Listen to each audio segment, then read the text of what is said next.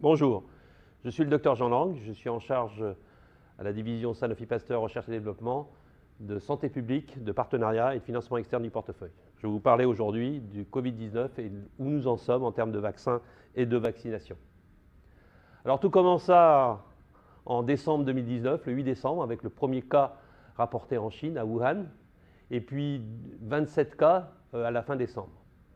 En janvier, il y a eu l'annonce de la Chine de l'identification de ce nouveau coronavirus comme responsable de ce outbreak en termes de pneumonie.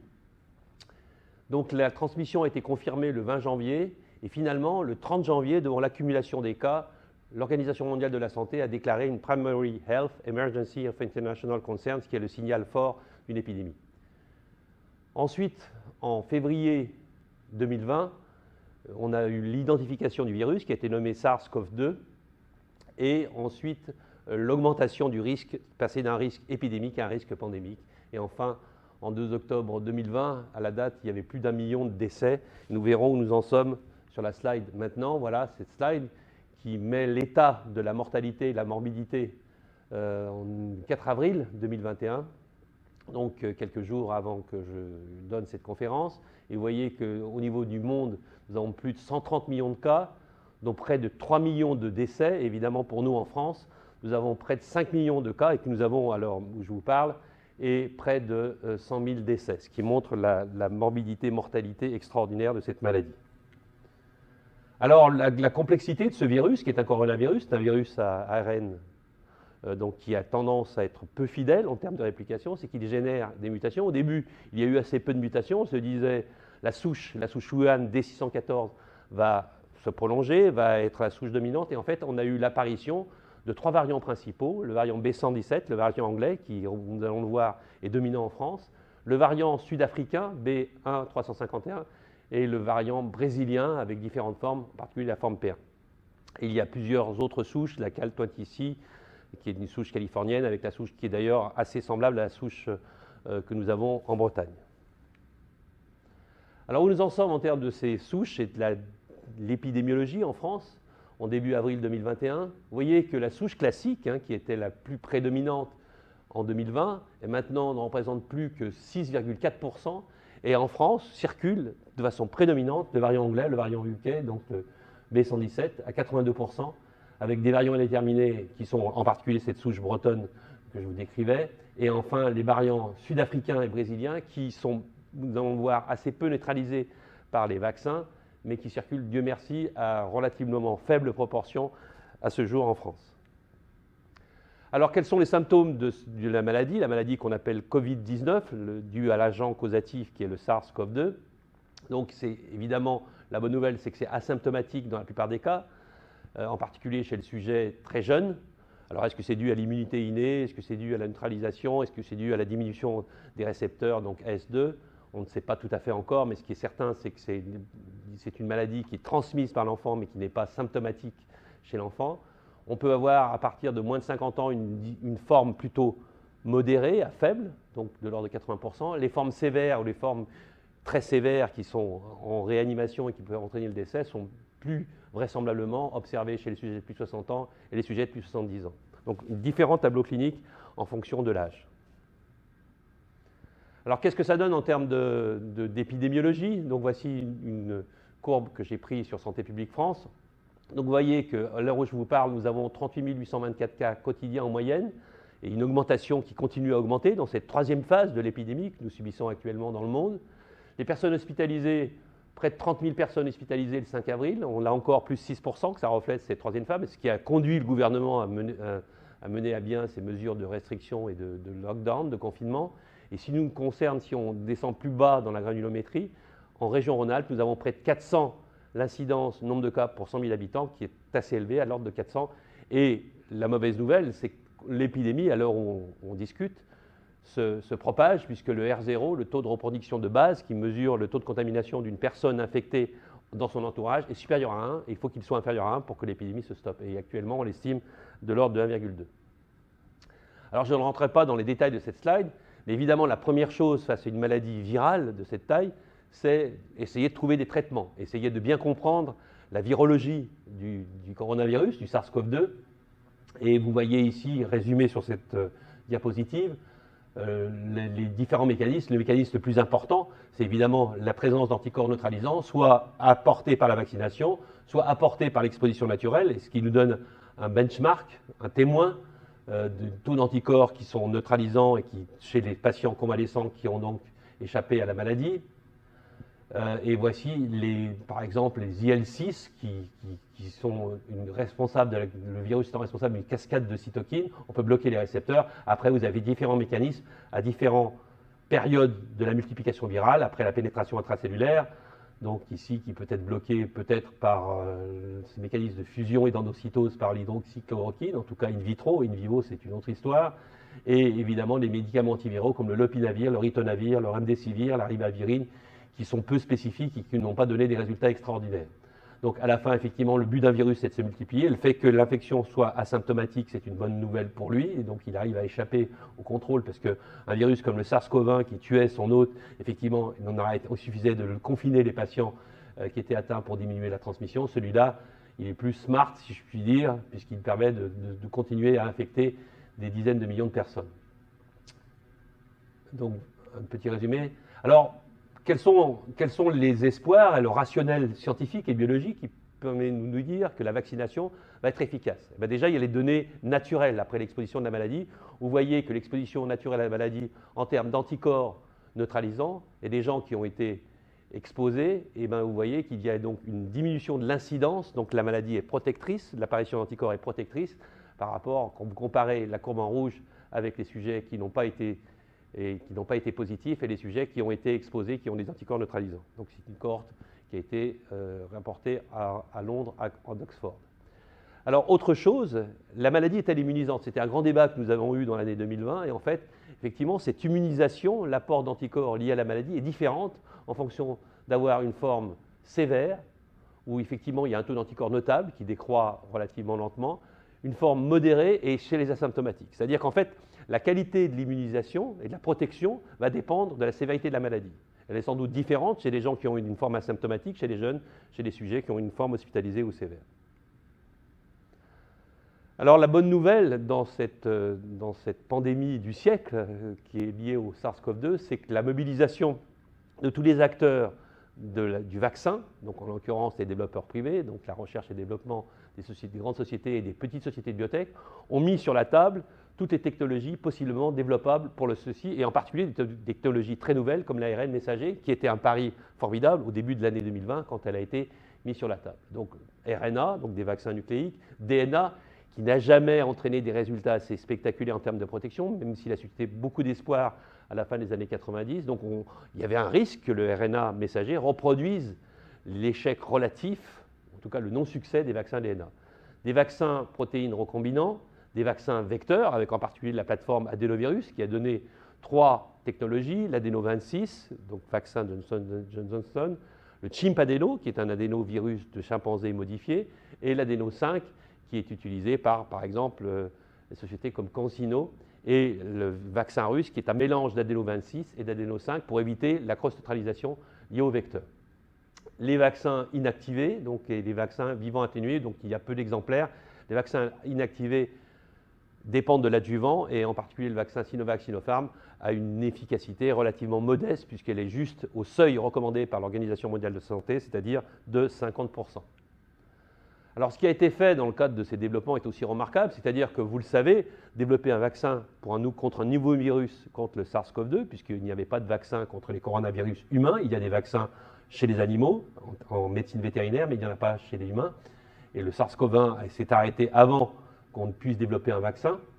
Donc, classiquement, on a la sélection, la préclinique, la phase 1 chez une dizaine de volontaires, la phase 2A chez une centaine de volontaires, la phase 3 chez des milliers, voire des dizaines de milliers de volontaires, et enfin les licences, ce schéma, cette chaîne de valeur prenant environ 5 à 10 ans pour les cibles les plus compliquées. Et là, on a tout fait en parallèle, sans sacrifier le rapport bénéfice-risque et les données de tolérance et d'efficacité, c'est-à-dire qu'on a regroupé la phase 1 et la phase 2 en plusieurs centaines de volontaires d'emblée, et on n'a pas attendu d'avoir les résultats complets.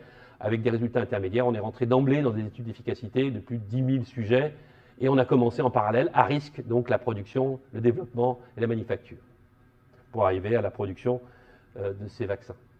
Alors, où en sommes-nous au début avril 2021? Donc, la bonne nouvelle, c'est qu'il y a 5 vaccins qui sont autorisés, on y reviendra. Il y en a 23 qui sont en phase 3, 35 en phase 2, 50 qui sont en phase 1, 8 qui sont approuvés et 4 qui ont été abandonnés pour des raisons diverses. En particulier, le vaccin à base qui avait été stabilisé par Molecular Clamp australien avait malheureusement des réactions croisées avec les tests HIV, ce qui rendait son usage délicat en population en pays en voie de développement. Alors voilà, cette slide est une slide que j'ai empruntée aux US National Institutes of Health, fait une bonne synthèse des résultats, donc avec les plateformes, donc toutes les plateformes qui sont actuellement en cours d'autorisation, déjà en autorisation en Europe ou aux USA, ou qui sont en cours de développement comme Novavax et Sanofi. Donc vous voyez les différents produits qui sont qualifiés, les schedules, donc les doses. Alors vous le savez, pour le Janssen qui arrive d'ailleurs cette semaine en France, le vaccin à base d'adéno 26, on recommande une seule dose. Il n'est pas tout à fait clair qu'une seule dose soit vraiment suffisante pour obtenir une immunité durable, puisque tous ces vaccins ont été commercialisés sur la forme d'une Emergency Use Authorization pour la FDA ou une Conditional Marketing Authorization pour l'Europe, c'est-à-dire en fait des résultats d'efficacité qui étaient basés sur des taux très élevés qui sont là, mais à 2 mois. Donc évidemment, nous allons générer des données progressivement sur ces différentes technologies pour voir si cette efficacité se prolonge.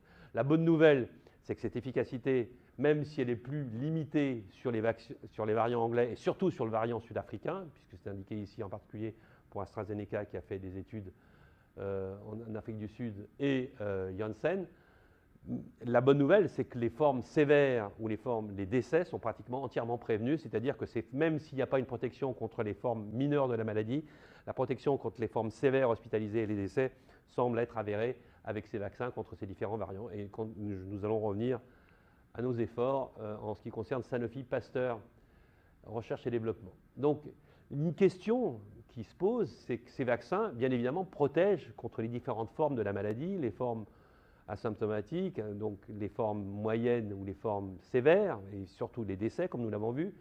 Mais la transmission, comme on dit en anglais, the jury is still out. On ne sait pas effectivement si ces vaccins protègent tous de la même façon contre la protection et en fonction des différents variants. C'est pour ça que le NIH a mis en place cette étude qui s'appelle Prevent COVID University Study. Donc vous voyez, le schéma est assez intéressant puisqu'il consiste à d'abord vacciner dans le premier mois une première cohorte, à attendre le 4e mois pour la deuxième cohorte de 6 000, de façon à ce qu'on ait une différence de transmission pour les contacts, les cas contacts, les 25 000 sujets qui seront au contact de ces étudiants qui sont vaccinés d'emblée ou ceux qui seront vaccinés avec du retard. Et on va évidemment compter, savoir la transmission dans le groupe 1, dans le groupe 2, et de voir s'il y a une différence, ce qui montrerait une prévention de la transmission dans cette période de temps, au moins à court terme. Alors, je reviens maintenant, je suis médecin, développeur, biologiste, membre de Sanofi Pasteur, donc de la recherche et développement, et je vais juste faire un point, puisque c'est le vaccin quote-unquote français basé en France, où nous en sommes. Alors, nous avons pris d'emblée l'option d'avoir 2 vaccins. Le vaccin classique, le vaccin robuste, puisque nous bénéficions d'une technologie que nous avons commercialisée sur la grippe depuis un certain nombre d'années et qui a été approuvée l'an dernier en Europe. Et aux USA, elle est disponible depuis 2014-2017. Là, c'est un vaccin à base de recombinant. Donc, nous allons voir le procédé de production. Donc, comme vous l'avez vu, l'anticorps, l'antigène d'intérêt qui génère des anticorps, c'est la spike protéine, c'est cette boule rouge qu'on voit sur tous les clichés des coronavirus. Et nous l'avons, comme c'est un vaccin protéique, c'est aussi l'immunité dépend d'un adjuvant puissant. Et nous sommes unis avec ce qui est classiquement notre concurrent, GlaxoSmithKline, parce qu'ils avaient un adjuvant pandémique qui s'appelle la SO3, qui est extrêmement puissant, qui doit entraîner une réponse immunitaire. Vous l'avez vu, on s'attend à des taux d'anticorps assez élevés sur la base de ce qui a été constaté avec les vaccins RNA messager. Alors, nous avons aussi notre approche RNA messager, qui était moins développée que Moderna ou BioNTech, qui ont eu BioNTech un accord de distribution avec Pfizer. Donc, c'est toujours le même procédé. Donc, le mRNA qui est packagé dans des lipides nanoparticules, et c'est ces lipides nanoparticules qui permettent d'atteindre le cytosol, donc de franchir la membrane cellulaire et d'exprimer et de donc traduire le mRNA et la protéine d'intérêt. Donc en fait, on utilise la cellule humaine comme usine de production de la protéine spike, qui ensuite, une fois qu'elle sera expulsée de la cellule, va entraîner les réactions immunitaires comme membre du non-soi. Alors si cette slide synthétise les étapes de production de biomoléculaire du vaccin protéique. Donc vous voyez la spike protéine qui est d'abord exprimée dans ce virus. On va la transcrire dans une séquence DNA. Cette séquence DNA va être introduite dans un plasmide. Ce plasmide va être ensuite dans une cellule, dans un baculovirus, donc dans une cellule permissive. Et enfin, ce baculovirus qui va être porteur dans son génome de la portion de protéines de spicule d'enveloppe va se retrouver dans une cellule d'insecte, puisque le baculovirus est un virus d'insecte, multiplié, et ensuite on a reprogrammé ces cellules pour produire un maximum de cette protéine spike, et enfin nous allons ensuite liser les cellules et purifier pour avoir une production acceptable et assez satisfaisante de ces protéines. Ce procédé a été utilisé pour la protéine hémagglutinine de la grippe, et donc évidemment est industrialisable en termes de contrôle de qualité. Donc il donnait une sécurité. Alors où en sommes-nous à l'heure où je vous parle, donc début avril 2021? Donc nous avons eu tout d'abord une première phase 1 qui a montré que les résultats étaient encourageants chez le sujet jeune, moins satisfaisants chez le sujet plus âgé, ce qui était dû sans doute à une concentration en termes de protéiques. Vous savez que c'est un antigène protéique, donc il y a une relation de dose-réponse entre la quantité de protéines que vous mettez et la réponse immunitaire. Donc là, on a eu des résultats encourageants en termes précliniques et en phase 1-2, ce qui nous a amené à raffiner notre dose pour augmenter les doses, puisque les doses étaient moins importantes que nous ne pensions. Nous avons maintenant terminé la phase 2 en termes d'enrôlement et nous attendons avoir les résultats dans le mois de mai-juin, de façon à commencer tout de suite les études de phase 3 sans attendre les résultats complets. Alors la deuxième approche, c'est l'approche RNA messager. Nous avons commencé la phase 1-2 et les résultats se déroulent donc comme prévu, de façon à inclure, là encore, des résultats d'immunogénicité et de tolérance chez ces vaccins RNA, qui est notre deuxième approche avec T-Bio. Alors, où en sommes-nous? Donc, évidemment, même si on ne fait pas partie de la première vague, on fait partie de la deuxième vague de ces vaccins qui vont être sans doute disponibles à la fin de l'année qui vient, 2021. Donc, nous voulons obtenir une réponse optimale en termes de réponse immunitaire. Les données nous montrent que ce vaccin est bien toléré et nous venons de commencer la phase 1-2 avec le vaccin RNA messager. Dans phase 3, et bien évidemment, nous devons démontrer l'efficacité de la protection contre la maladie en phase 3 avec le vaccin sous-unitaire. Sur le vaccin RNA messager qui est un peu plus tardif, nous espérons avoir un corrélat de protection sur la base des expériences antérieures, soit du RNA messager de Moderna ou de BioNTech, voire sur d'autres approches, d'une façon, puisqu'il semble qu'il y ait un corrélat de protection qui a été démontré chez le singe en particulier, entre le taux d'anticorps et l'absence de maladie. Et évidemment, nous allons soumettre ensuite à la FDA américaine et à l'IMIA en Europe si les résultats sont satisfaisants. Alors, dans la disponibilité de la vaccination, vous savez qu'il y a 3 voies en parallèle. Il y a évidemment la voie de la recherche et développement qui conduit à la licence. Il y a la voie de la production qui est absolument essentielle puisqu'elle permet la vaccination. Et il y a la voie de l'accès. En ce qui nous concerne à Sanofi Pasteur, nous avons mis en place des sites de production basés sur notre culture industrielle, bien évidemment, de grandes sociétés pharmaceutiques de vaccins. Donc il y a 6 sites aux USA, 3 sites en France, à la fois avec le drug substance et le drug product, un site en Allemagne et un site en Italie. Alors nous sommes allés plus loin, puisque comme nous sommes un peu en retard, en tout cas, nous sommes partis de la deuxième vague pour le vaccin sous-unitaire et le vaccin RNA messager, nous avons voulu mettre à disposition de ce qui est classiquement nos compétiteurs, de façon à augmenter l'effort de vaccination en Europe et dans le monde, avec un accord qui a commencé avec BioNTech, qui est basé à Mainz, donc en Allemagne, et donc nos sites de Francfort, qui se trouvent à quelques kilomètres, à quelques centaines de kilomètres, va être utilisé à partir de l'été 2021. Et là encore, c'est du drug product, donc du fill and pack, donc de la formulation répartition. Et nous avons un accord sur 125 millions de doses que nous allons délivrer sur ce site. Nous avons même étendu récemment sur l'autre vaccin, donc Pfizer BioNTech, c'est évidemment le vaccin mRNA, à Johnson & Johnson, donc l'adéno 26, qui vient d'avoir son autorisation donc en France et qui va commencer aujourd'hui à être distribué pour les professionnels de santé pour la vaccination qui s'étend maintenant aux gens de plus de 55 ans. Donc ça va être fait à côté d'ici, donc à Marcy-l'Étoile. Donc là encore au 3e trimestre 2021, et là encore du fill and pack, donc formulation répartition, et avec l'ambition d'avoir 12 millions de doses par mois. Donc c'est un bel effort, ces combinaisons avec JSK pour l'adjuvant, avec Pfizer, BioNTech pour le mRNA et avec Johnson & Johnson, là encore, pour l'adéno-26. Comme je l'ai dit, il y a 3 voies parallèles, donc les 2 voies de recherche et développement et de production, mais aussi l'accès qui est absolument essentiel, puisqu'il permet d'avoir ces doses disponibles.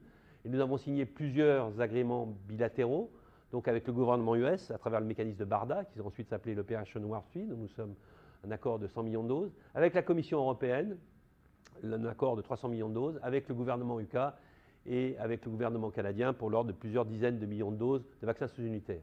Mais, vous le savez, l'adage, vous connaissez l'adage, personne n'est en bonne santé, ne sera protégé tant que toute la population mondiale sera protégée. Et c'est pour ça qu'il y a un organisme unique qui s'appelle COVAX, qui est la synthèse de CEPI, la Coalition for Epidemic Preparedness Innovations, qui s'occupe de la R&D et de la production, Gavi, qui s'occupe de tout ce qui est supply chain, etc., et de l'OMS, évidemment, qui est l'organisme régulateur en termes de distribution et en termes d'équitable distribution des doses. Et donc nous avons un accord avec COVAX sur l'ordre de 200 millions de doses de vaccins sous-unitaires qui nous permettra aussi non seulement de vacciner les gouvernements américains, les Américains et donc les Européens, mais aussi l'ensemble des populations en pays en low and medium income country, comme on dit, les populations en voie de développement à travers COVAX. Alors maintenant, si nous faisons un zoom sur l'Europe, sur la France, où en sommes-nous au moment où je vous parle? Donc c'est une slide de la semaine dernière. Donc vous voyez que nous sommes à 14,2% sur l'ensemble des pays européens. Vous voyez la différence de couleur qui mettent l'intensité de l'effort vaccinal, avec la Hongrie qui a un effort vaccinal plus important pour le moment. Et vous voyez que 6% de la population européenne environ ont reçu les 2 doses.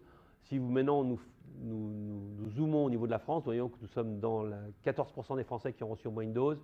Ce chiffre d'ailleurs évolue favorablement et près de 5% qui ont reçu les 2 doses qui est en train d'évoluer. Alors quelle est la cible? La cible, initialement, on pensait qu'à entre 50 et 60%, avec la souche chinoise, la D614G, c'était suffisant. Mais vous le savez, la contagiosité de la souche anglaise, la B117, qui est la souche dominante, puisque plus de 80% elle circule, elle est plus infectieuse, donc il faut plus de cibles vaccinales, de couverture vaccinale, qui est estimée entre 70 et 80%, et qui sera sans doute supérieure, peut-être plus élevée, si on pense à d'autres variants qui soient plus infectieux, puisque le virus s'adapte avec des mutations bonus qui leur permettent d'être plus infectieux. Et donc, en fonction de ces cibles de couverture vaccinale, personne ne sera protégé tant que tout le monde ne sera pas protégé. Alors, quel est l'espoir? On a eu une leçon apprise, c'est que les USA, qui avaient un organisme qui s'appelle BARDA, Biomedical Advanced Research and Development Authority, qui était principalement mis en place pour répondre aux épidémies et aux menaces de bioterrorisme et à la grippe en particulier, ou à la menace radionucléaire, il a pu mobiliser assez rapidement, qui a été amplifié par l'opération Warp Speed, 12 milliards de dollars de façon à financer la recherche et développement jusqu'à la licence, voire la production donc de ces vaccins pour vacciner la population américaine. Donc nous n'avons pas ce type d'agence en Europe. Nous sommes actuellement un groupe de travail entre l'industrie, donc le secteur privé, et évidemment la Commission européenne, pour réfléchir à avoir un organisme intégré qui nous permettrait de grouper l'effort de recherche et d'innovation, c'est-à-dire ce qu'on appelle la préparation, qui nous permettrait de grouper l'accès. Donc vous savez que l'accès dont je vous ai décrit les principes au niveau de l'Europe a été fait sur la forme d'APA, Advanced Purchase Agreement, donc d'accords préétablis en termes de volume et de doses disponibles pour l'Europe, et en plus d'avoir des sites de production en Europe avec des facilities, donc des usines qui soient localisées en Europe, qui permettent de se mobiliser en cas de réponse et en termes de pandémie. Donc vous voyez, c'est un effort intégré, donc c'est une ambition qui doit être déployée à partir de 2023. Il y a actuellement des scénarios d'accélération, puisqu'on sait qu'il y aura d'autres épidémies. Au sus du SARS-CoV-2, il y aura peut-être un SARS-CoV-3, le coronavirus étant une cible assez plastique. Alors une illustration, donc même si cet organisme qui s'appelle HERA sera disponible en 2023, en 2021, il y a un mécanisme qui s'appelle l'HERA Incubateur, avec des actions qui ont été identifiées par la Commission européenne, sur lesquelles les développeurs peuvent soumettre donc un request for proposal. Et donc vous voyez, soit la détection des variants de clinical importance, hein, un support clinique pour développer des études cliniques pour ces variants avec le consortium Accelerate. Évidemment, l'implication de l'EMEA, European Medicine Agency, qui permettra de licencier rapidement donc soit les souches Princeps des 614, soit les variants B117 et B1351. Et enfin, un outil pour, là encore, ancrer la production en Europe et pouvoir répondre aux futures épidémies. Alors, CEPI, qui fait partie de la coalition COVAX, Coalition for Epidemic Preparation Innovation, a aussi un agenda qui s'appelle CEPI 2.0. Donc, les vaccins ont été développés en 300 jours, en particulier le premier, les vaccins mRNA. L'idée, c'est d'aller encore plus rapidement, donc de se préparer mieux pour des souches épidémiques émergentes, des souches virales évidemment, parce que ça va venir vraisemblablement de virus et de zoonoses, avec une stratégie qui s'appelle Prepare, Transform and Connect, et évidemment avec un chemin d'accès qui est évidemment de factoriser ce qu'on a appris sur la COVID-1 Wave 1, c'est-à-dire que la première source de COVID-19, la première phase, de se préparer sur l'adaptation, sur tout l'effort sur les variants, donc nous avons vu que ERA Accelerate en faisait partie, et évidemment dans l'idéal, c'est comme dans la grippe, d'avoir une souche broadly protective, donc des BPCV, Broadly Protective Coronavirus Vaccines, et évidemment se préparer pour ce qu'on appelle, ce que l'OMS, l'Organisation mondiale de la santé, appelle Disease X, c'est-à-dire la future pandémie après le SARS-CoV-2. Voilà, donc à Sanofi, dont je fais partie, nous sommes fiers, nous avons 2 vaccins sur l'établi, donc à travailler, donc le vaccin sous-unitaire qui sera plus avancé, nous espérons le déployer et l'enregistrer d'ici la fin de l'année, en tout cas le 2e semestre 2021. Et nous avons aussi cette approche RNA messager qui est extrêmement prometteuse, pour laquelle nous attendons les résultats de phase 1-2. Et donc évidemment, notre vision, c'est d'avoir un monde dans lequel personne ne souffre ou ne décède d'une maladie qui est préventable par la vaccination. Et notre objectif, c'est de faire du Covid-19 et du SARS-CoV-2 une maladie préventable, qui soit prévenue par la vaccination. Et c'est sur ces paroles d'espoir et déjà saluer donc l'effort considérable qui a été fait dans la mobilisation mondiale des acteurs, le mot-clé étant partenariat et solidarité. Et c'est l'espoir que je forme, c'est que bientôt nous puissions contrôler donc, cette maladie Covid-19 dans un futur proche, en particulier en France, en Europe, aux USA, mais aussi dans le monde entier, car je le répète, personne ne sera protégé tant que tout le monde ne sera pas vacciné. Je vous remercie.